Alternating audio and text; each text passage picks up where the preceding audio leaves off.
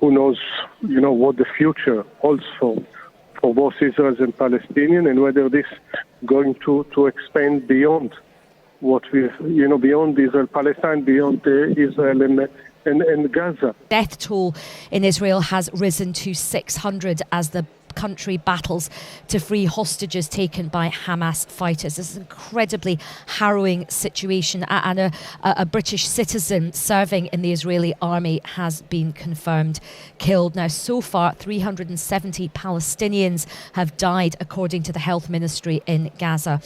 And the Prime Minister Netanyahu has told Israelis that they are going into a long and difficult war.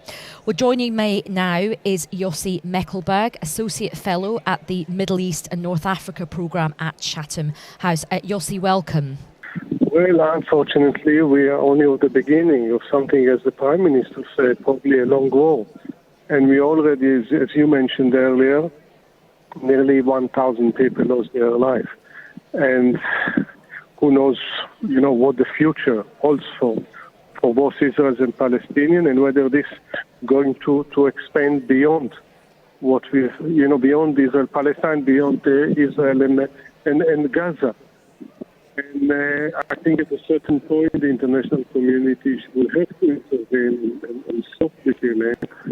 I think in this case, we can look at the root causes of the conflict, but what Hamas did yesterday probably in many ways opened the gates of hell. I mean, gates of hell, as you described there, I think a very accurate, a very depressing scenario. What do you think will come next in terms of retaliation, Yossi? I think Israel is determined to retaliate massively, and whether they would like to eliminate Hamas altogether, including sending ground troops, both the military wing and the political wing, it's yet to be seen. I think also for the Israeli government, and I understand the anger, and I understand the blood is boiling right now to see so many people killed. But it's also important for any government, for politicians, to think about the day after the war, and not to create a situation in which building relations with the Palestinians, as now it looks almost impossible, but to build already to the day after the war. Because most of the people live in Gaza, the vast majority are innocent Palestinians, 1.2, 1.3 million of them are refugees, not involving in any militancy. So really to differentiate and not to punish the population there.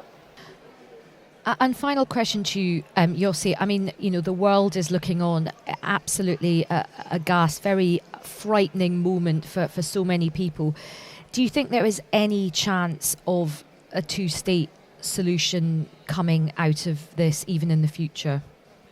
Well, I think the short answer is yes.